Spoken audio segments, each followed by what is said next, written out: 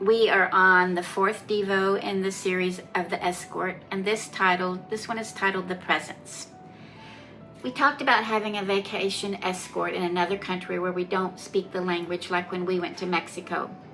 I'm remembering that vacation again, where we had an escort with our trip, because we were told that without one, we could find ourselves in danger. And we did encounter danger. There was a riot in the street against all tourists, and our guide knew just what we were to do, and he kept us out of harm's way.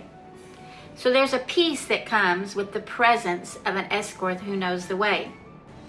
So what does the presence of an escort bring to a trip or a journey? Well, Psalm 16:11, it says it brings us joy.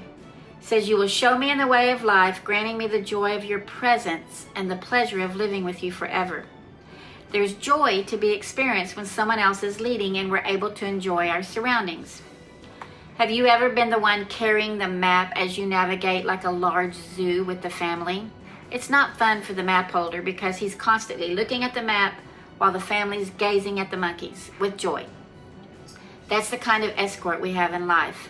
The one who grants us joy in his presence and enables us to enjoy the pleasures of life because he's got the map in his hand.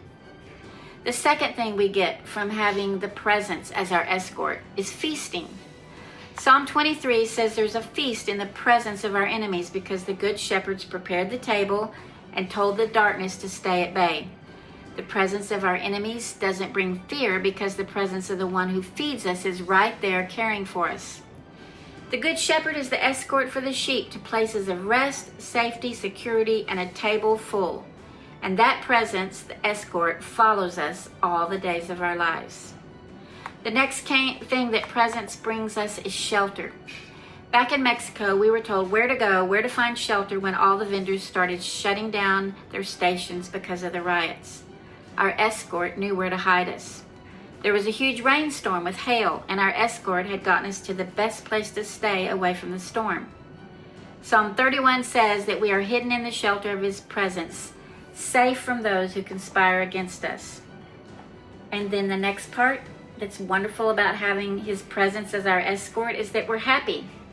Psalm 89 says, "Happy are those who hear the joyful call to worship, for they will walk in the light of your presence, Lord." I've heard it said that joy is ours as believers, but happiness is fleeting. But this verse says we are happy if we hear the joyful call to worship, as we're called to the light of his presence. Sure, joy is deep inside and cannot be touched, even with horrible circumstances. But the presence of the Lord brings happiness because we hear his voice, and that's important. And if one cannot hear the voice of the escort with the instructions for life, they're only half in the light. And the last part of this is constance. I can never escape from your spirit, the word says. I can never get away from your presence. We paid for that escort in Mexico, and our amount that we paid ensured that he was with us constantly. So let's look at these again, the things that are given to us when we know the presence of the escort. He's constantly there with us. He never leaves us. We're happy. He's called us to be joyful, but he's also given us happiness in being in the light with the escort that offers us his presence. He's our shelter. Like I said, we were protected when darkness and when evil was around us. The escort knew where to take us. There's feasting in the presence of the escort because he's protected us from the darkness that surrounds us, and he's prepared the table.